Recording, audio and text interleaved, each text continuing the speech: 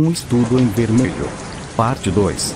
Capítulo 1. Na Grande Planície Alcalina.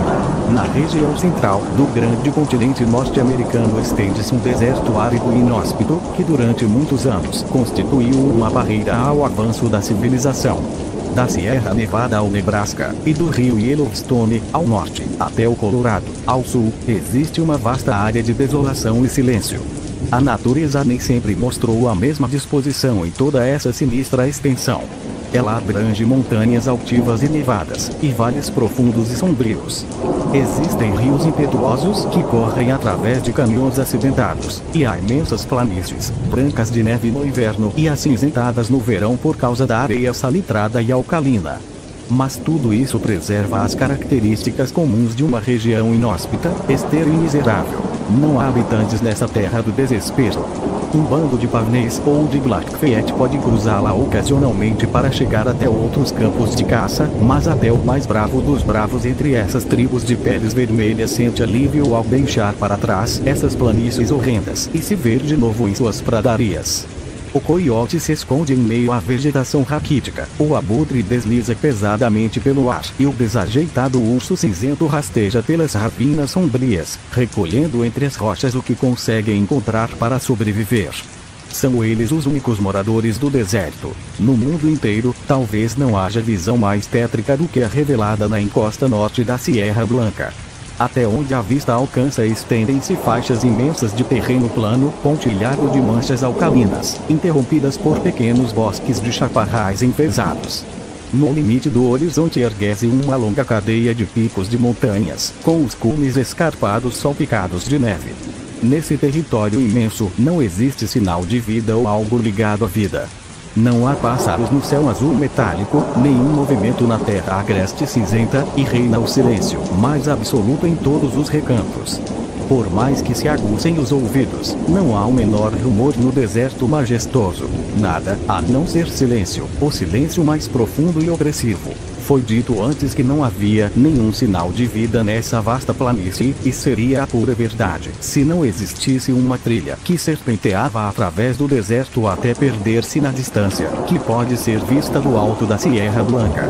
Essa trilha está surcada de rodas e batida pelos pés de muitos aventureiros. Aqui e ali, há objetos brancos espalhados pela cinzenta areia alcalina, e que reluzem ao sol. Aproxime-se e examine-los. São ossos, alguns maiores e grosseiros, outros menores e mais delicados. Os primeiros pertenceram a bois, os segundos, a homens. Pode-se seguir essa fantasmagórica rota de caravanas por quase 2.500 quilômetros, guiando-se por esses despojos calcinados e espalhados, dos que tomparam no trajeto. Um viajante solitário contemplava este cenário no dia 4 de maio do ano de 1847. Pela sua aparência, ele bem poderia ser o próprio gênio ou o demônio daquela região.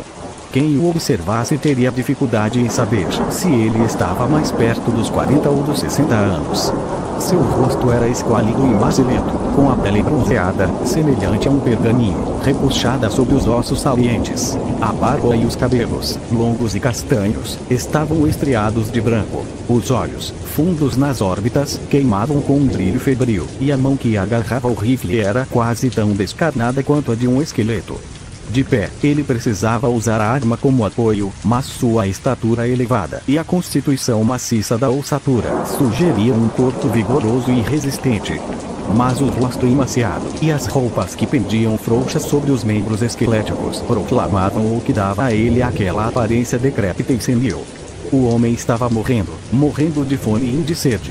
Ele rastejara penosamente pela ravina mais abaixo e conseguira escalar aquela pequena elevação na vã esperança de vislumbrar algum sinal de água. Agora, a grande planície salgada estendia-se ante seus olhos, e o cinturão distante das montanhas agrestes delimitava a paisagem, sem um menor sinal de vegetação que pudesse indicar a presença de umidade. Em todo aquele vasto panorama, não havia um raio de esperança. Ele olhou para o norte, para leste e para oeste com um olhar selvagem e interrogador. Percebeu então que sua caminhada chegara ao final e que morreria ali, naquele penhasco estéril. Por que não aqui, ou daqui a 20 anos em um colchão de plumas? murmurou, sentando-se no abrigo formado por uma pedra arredondada. Antes de sentar-se, ele depositara no chão o rifle inútil e também um fardo volumoso, envolto em um chale cinzento, que viera carregando no ombro direito. Parecia pesado demais para as forças que lhe restavam, porque, ao abaixá-lo, deixou bater no chão com certa violência. Imediatamente, brotou do fardo cinzento um leve gemido e surgiu uma carinha amedrontada, com brilhantes olhos castanhos, e 2 punhos minúsculos, cheios de covinhas. "Você me machucou!" exclamou uma vozinha infantil, em tom de censura. "Desculpe-me", disse ele. "Não foi por querer." Enquanto falava, desembrulhou o chale cinzento e apareceu uma linda garotinha de uns 5 anos de idade, cujos sapatos delicados e um elegante vestido rosa com aventalzinho branco denotavam cuidados maternos. A criança estava pálida e abatida, mas os braços e pernas saudáveis indicavam que sofrera menos privações que o companheiro. "Como se sente agora?" Ele perguntou com ansiedade, porque a menininha continuava esfregando os cachos, dourados e curtos, que lhe cobriam a parte de trás da cabeça. "Se você beijar, eu fico boa", respondeu ela, com a mais absoluta seriedade, indicando-lhe a parte dolorida. "É assim que mamãe faz." "Onde está a mamãe?" "Sua mãe foi embora, mas não vai demorar muito, e logo você estará com ela." "Foi embora?" exclamou a garotinha. "Sem me dizer até logo?" "Ela sempre me diz até logo, mesmo quando vai tomar chá na casa da titia, mas agora já faz 3 dias que não volta." "Ei, você não está com sede?" "Eu estou." "Não tem água nem nada para a gente comer?" "Não, não há nada, querida." "Se tiver um pouquinho de paciência, logo tudo ficará bem. Encoste sua cabecinha em mim assim, e ganhará mais coragem." Não é fácil falar quando nossos lábios estão endurecidos como couro, mas acho melhor deixar você saber em que pé andam as coisas. "O que tem aí?" "Coisas bonitas. Lindas!" exclamou a garotinha, entusiasmada, erguendo para ele 2 pedaços de mica. "Vou dar para meu irmão Bob quando voltarmos para casa. Daqui a pouco, você estará vendo coisas mais bonitas do que estas", disse o homem com firmeza. "É só esperar um pouco. Eu ia contar a você que, lembra-se de quando deixamos o rio para trás?" "Claro que me lembro." "Pois bem, pensamos que logo encontraríamos outro rio, veja só, mas alguma coisa deu errado. Bússolas, mapas, seja o que for, a água não apareceu. A que tínhamos acabou. Ficaram apenas algumas gotas para os pequeninos como você é." E então você não podia mais se lavar?" interrompeu gravemente a menininha, erguendo os olhos para o rosto taciturno do homem. "E nem beber?"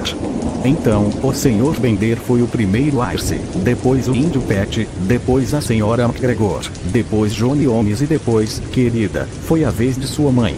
Então, mamãe também morreu," exclamou a garotinha, escondendo o rosto no avental e começando a soluçar amargamente. "Sim, todos se foram, menos nós 2. Então, pensei que poderia encontrar água nesta direção e vim me arrastando até aqui, com você no ombro. Bem, acho que a situação não melhorou nem um pouco.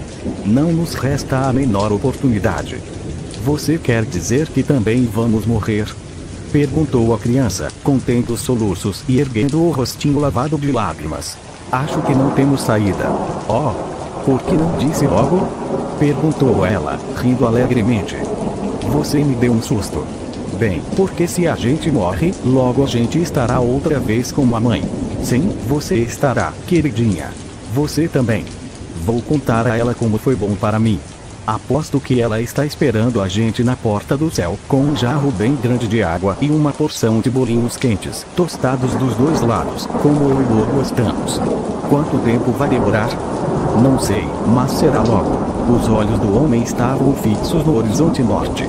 No azul da abóbada celeste haviam surgido 3 pequenas manchas que aumentavam de tamanho a todo instante por causa da rapidez com que se aproximavam. Logo elas se transformaram em 3 grandes aves escuras que começaram a voar em círculos acima da cabeça dos 2 andarilhos. Depois pousaram em algumas rochas mais acima. Eram abutres, as aves de rapina do oeste, que ali apareciam como precursores da morte. "Galos e galinhas!" exclamou a garotinha, contente, apontando para aquelas formas agourentas e batendo palmas para que voassem. Ei, foi mesmo Deus que fez este lugar? Claro que foi ele, queridinha, respondeu seu companheiro, um pouco espantado com a pergunta inesperada. Ele também fez Illinois e fez o Missouri, ela continuou. Bem, eu acho que outra pessoa fez este lugar, porque não é tão bem feito como lá. Aqui, esqueceram de botar árvores e água. O que você me diz de fazer uma oração? Perguntou o homem, hesitante. Ainda não ficou de noite, respondeu ela. Que diferença faz? Na verdade, não é muito comum, mas fique certa de que ele não se importa. Repita as orações que dizia todas as noites, na carroça, quando estávamos nas pradarias. Por que você não reza também? Perguntou a criança, com olhos arregalados. Não me lembro mais como se reza, respondeu ele. Eu tinha a metade do tamanho desse rifle quando fiz minha última oração. Enfim, acho que nunca é tarde demais. Comece você a rezar, e irei repetindo o que disser. Então, tem de ajoelhar-se eu também, disse a menininha, estendendo o chale no chão. Veja, põe as mãos assim. Faz a gente se sentir bem. Era uma estranha visão, caso houvesse mais alguém para observá-la, além dos abutres. Lado a lado, os dois andarilhos ajoelharam-se no chale estreito, a menininha tagarela e o temerário e curtido aventureiro. O rostinho rechonchudo e a fisionomia angulosa se voltavam para o céu sem nuvens, em comovida súplica àquele ser temido ante o qual se prostravam, enquanto as duas vozes, uma aguda e cristalina, a outra grave e enrouquecida, se juntavam na oração por clemência e perdão. Terminada a prece, os dois voltaram a acomodar-se à sombra da rocha, até que a criança adormeceu, aninhada contra o peito largo de seu protetor. Ele ainda lhe velou o sono por algum tempo, mas a natureza foi mais forte. Por 3 dias e 3 noites, aquele homem não se considera um só momento de repouso. Aos poucos suas pálpebras foram se fechando sobre os olhos cansados, a cabeça inclinou-se sobre o peito até a barba grisalha confundir-se com as tranças douradas da criança, e ambos mergulharam no mesmo sono profundo e sem sonhos. Se o andarilho tivesse ficado acordado por mais meia hora, seus olhos veriam um estranho espetáculo. Ainda muito longe, na extremidade da planície alcalina, surgia uma pequena nuvem de poeira, tão leve no início, que mal podia ser distinguida entre as brumas da distância. Mas, aos poucos, ela foi ficando maior, até formar uma nuvem sólida e bem definida. Essa nuvem continuou a crescer até ficar evidente que só poderia ser levantada por uma grande multidão em movimento. Em regiões mais férteis, um observador chegaria à conclusão de que uma daquelas grandes manadas de búfalos que pastavam nas terras das pradarias estava se aproximando. Mas naquele terreno árido, isto era impossível. À medida que o redemoinho de poeira chegava mais perto do penhasco solitário em que os dois viajantes descansavam, começaram a surgir em meio a névoa aos toldos de lona que cobriam os carroções e figuras de cavaleiros armados. A aparição, afinal, era uma grande caravana que seguia para o oeste. E que caravana! Quando seu início chegou ao sopé das montanhas, o final ainda não era visível no horizonte. O desfile de carroças e carroções, de cavaleiros e homens a pé, estendia-se por toda a imensidão da planície desértica. Havia muitas mulheres cambaleando sob a carga que transportavam, crianças caminhando ao lado das carroças, ou espiando por entre os toldos brancos. Evidentemente, aquele não era um grupo comum de migrantes, mas algum povo nômade, forçado pelas circunstâncias a procurar novas terras. De lá, elevava-se no ar límpido um confuso clangor, uma espécie de rumor, produzido por aquela massa humana, misturando-se ao rangido das rodas e aos relinchos dos animais. Mesmo assim, todo aquele barulho não foi suficiente para despertar os dois viajantes, cansados que dormiam mais acima. À frente da coluna, seguiam uns 20 cavaleiros de feições graves e decididas, trajando roupas escuras de tecidos grosseiros e armados de rifles. Quando chegaram à base do penhasco, pararam e fizeram uma rápida reunião. Os poços ficam para a direita, irmãos, disse um deles, de cabelos grisalhos, lábios duros e rosto escaioado. À direita da Sierra Blanca, em seguida, chegaremos ao Rio Grande, disse outro.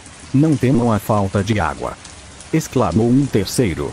Aquele que a fez brotar das rochas não abandonaria agora o seu povo eleito.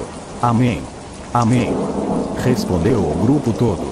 Estavam prestes a reiniciar a viagem quando dos mais jovens e de vista mais aguçada deu um grito, apontando para o penhasco escarpado acima deles. No alto da rocha acinzentada esvoaçava algo pequeno e rosado, que aparecia em brilhante e nítido contraste com o fundo escuro da pedra. Ao verem aquilo, todos pararam os cavalos e empunharam os rifles, enquanto chegavam novos cavaleiros a galope para reforço da vanguarda. Em todas as bocas corria a palavra pele vermelha. "Não há índios por aqui", disse o homem mais idoso, que parecia o chefe da caravana. "Já passamos pelos pavnês e só encontraremos outras tribos depois de cruzarmos as grandes montanhas. Posso ir até lá dar uma espiada, irmãos Tangerson?", ofereceu-se um dos homens do grupo. Eu também, gritaram várias vozes. "Deixem seus cavalos aqui embaixo.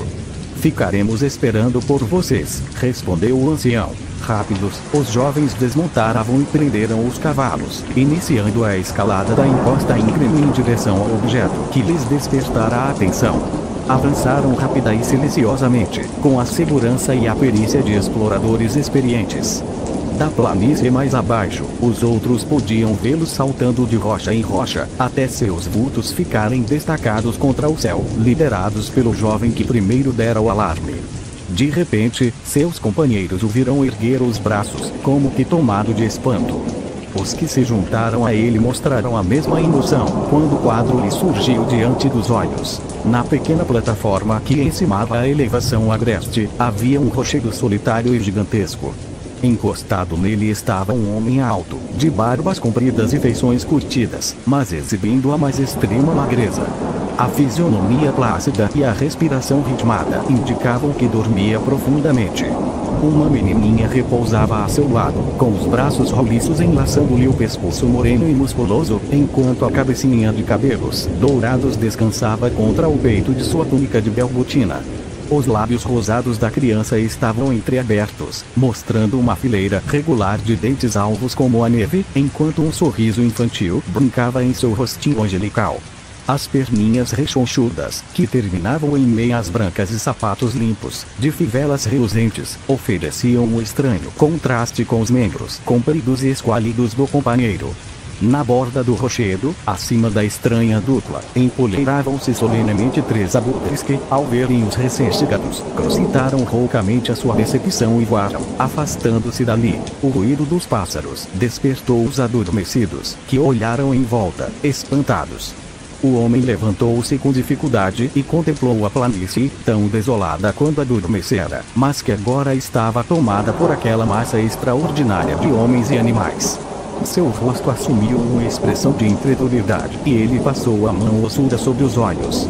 "Deve ser isto que chamam de delírio", murmurou. A criança ficou de pé a seu lado, agarrada à aba de sua túnica e, em silêncio, olhava em volta, com a expressão atônita e inquisitiva da infância. Logo, a expedição de socorro convence os dois extraviados de que sua presença ali não era nenhuma miragem. Um dos jovens tomou a garotinha nos braços e a colocou nos ombros, enquanto outros dois ampararam seu companheiro esquálido, ajudando na descida em direção às carroças. "Meu nome é João Ferrer", explicou o andarilho. "Eu e a menina somos os únicos sobreviventes de um grupo de 21 pessoas. Os outros morreram de fome e sede, lá no sul. Ela é sua filha?", perguntou alguém. "Acho que agora passou a ser", respondeu o homem, em tom desafiador. "É minha porque eu a salvei. De hoje em diante, seu nome será Lucy Ferrier." "E os senhores, quem são?", ele perguntou, olhando com curiosidade para seus audaciosos e bronzeados salvadores. "Parecem uma multidão infindável." "Somos quase 10.000, disse um dos jovens.